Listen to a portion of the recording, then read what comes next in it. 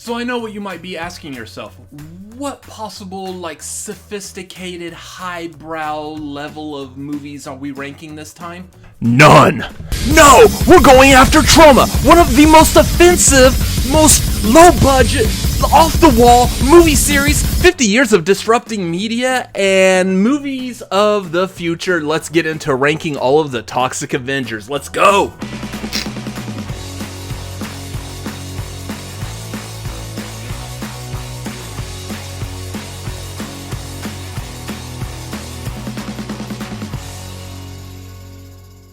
Welcome back to the Cinefanatics. My name is Robert Adams. Today, I'm going to be ranking all of the Toxic Avenger movies. That is all four of the standard, like Troma and the remake.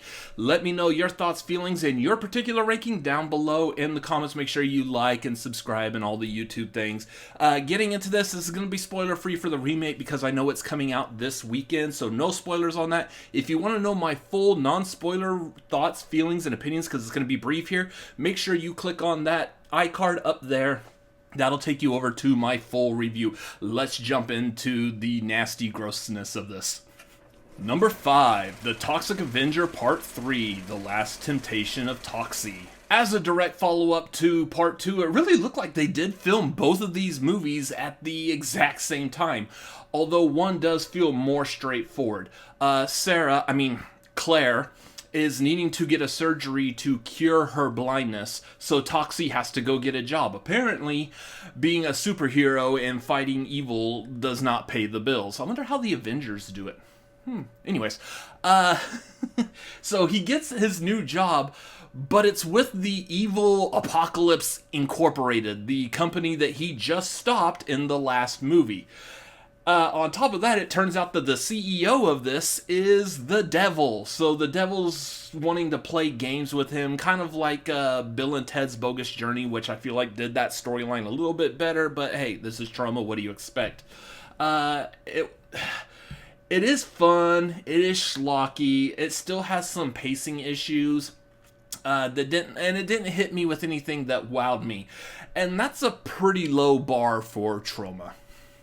Number 4, The Toxic Avenger Part 2. Still has that zany Troma charm. It's just not as offensive as the first movie.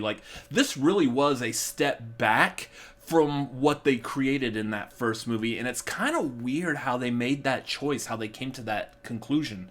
The first movie does feel like it's really just a bunch of crazy situations that kind of somewhat form a storyline. This movie feels more like they wanted to make a story, but then shove crazy situations in there.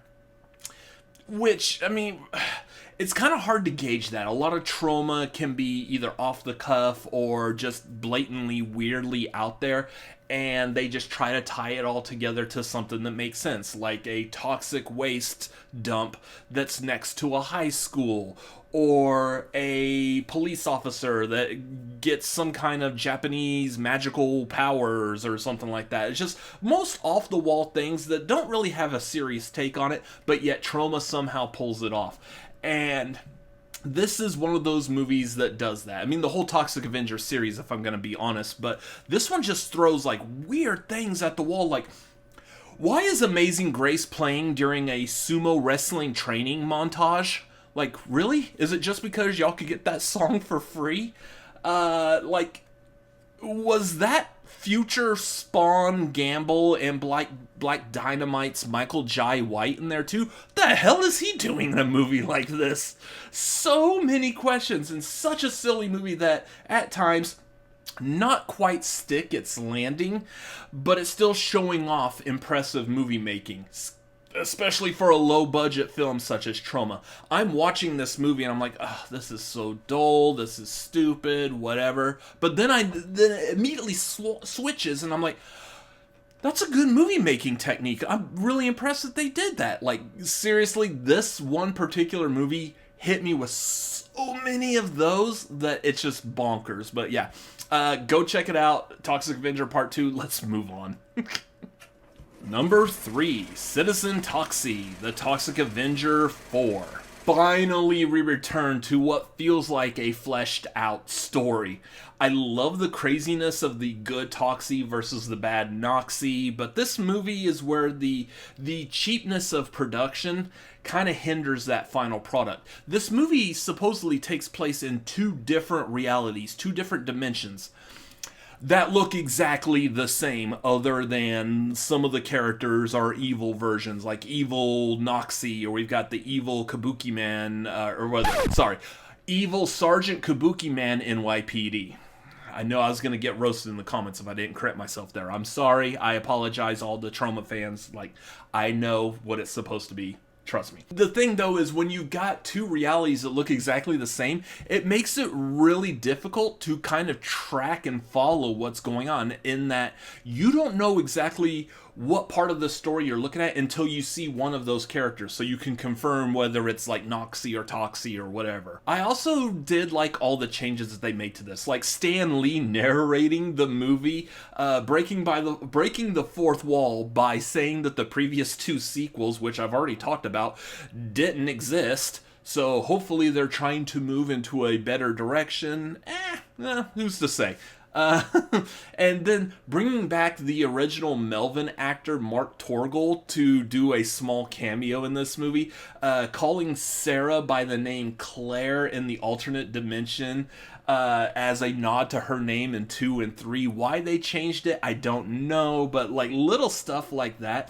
Troma is a production company that doesn't give a damn, but it understands that you as the viewer do. And therefore, it still respects you as a viewer, and I feel like Citizen Toxie spotlights that perfectly. That's probably the most positive thing anyone's ever said about a Troma movie. Number 2, The Toxic Avenger 2023 or 2025. Who knows at this point? It's so up in the air. I don't know how we're tracking, whatever. I like that they didn't follow in line with trying to make like this big budget Hollywood remake, and they kept it still to Troma's roots. Yes, it looks like someone threw some money in this. I mean, it's on a backlot, the image is clear, it is in focus, everything is nice and bright and sharp. It doesn't have that rustic indie feel that a lot of Troma movies do, but Macon Blair knew what he was doing directing this movie, and I feel like he knocked it out of the park successfully with this. The gore, the weird acting, the social commentary, all of that is still prevalent. Plus, this movie probably boasts the best cast of any Troma movie. I mean, you're talking about Peter Dinklage, Jacob Tremblay, Elijah Wood, and Kevin Bacon in this movie. They're now all officially a part of the Troma family, and that's just wild. Like, I was just questioning a little while ago why Michael Jai White was in, was it Toxic Avenger 2 and 3?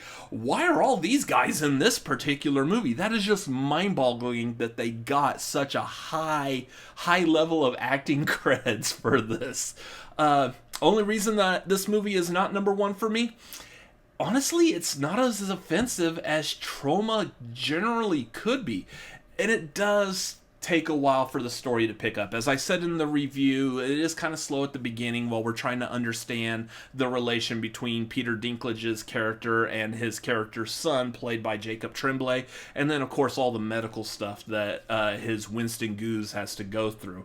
But once it does pick up and like he becomes Toxie, it's just pretty much non-stop schlock from here on out, and it's such a good viewing. Highly recommend it. Go check it out if you can.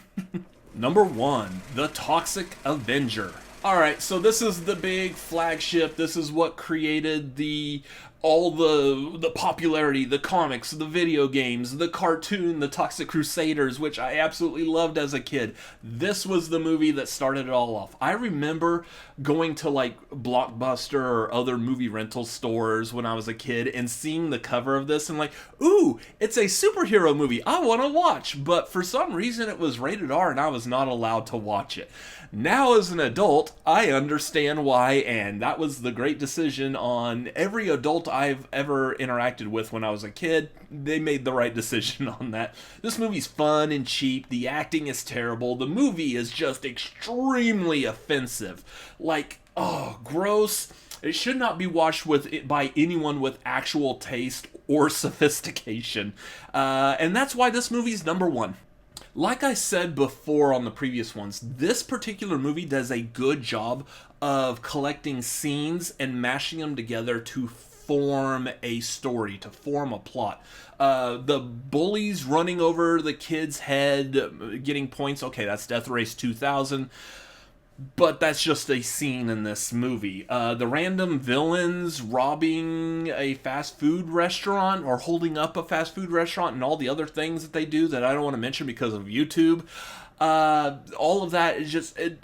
It doesn't really cater to the main story other than these are just bad guys that Toxie runs into, and just to showcase all the violence and mayhem that Toxie can create when fighting the evildoers. It's like these are all scenes that really could be their own like little short film, but yet they're all pasted in here and cater to the larger story. I love the cheap and offensiveness of this movie, and I feel like it stands the test of time, especially now that we have the remake in the theaters, and especially with the current climate of politics and society. The first Toxic Avenger, is the type of movie that needs to be seen by as many people as possible, so we as a human race could just get over ourselves and have a good time at the theater. Anyways, that is going to be my ranking for the Toxic Avenger movies. Again, what did you think? Let me know your thoughts down below in the comments, and your ranking too. I want to see that down below, down there as well. While you happen to be down there, hit the like button and subscribe. Make sure you follow us on social media. We are at The Cinefanatics on Twitter, Instagram, and TikTok. You can follow me personally at RCA Reacts on Twitter, Instagram, TikTok, and Letterboxd. Also, youtube.com/@RCA Reacts. Make sure you follow me. In the next month, I will be going to Fantastic Fest here in Austin, Texas, where I'm going to be covering a lot of this. I am going as press this year, where I'm going to get to interview and interact with all the filmmakers and the actors, and I'm just looking forward to it. I love Fantastic Fest. This is my third year going, and I cannot wait to go again. So make sure you subscribe and follow me everywhere that I'm at so you can see what shenanigans I'm getting up to. Otherwise, thank you for watching this video. Again, we appreciate each and every single one of your views, and we will catch you on the next one. Bye-bye.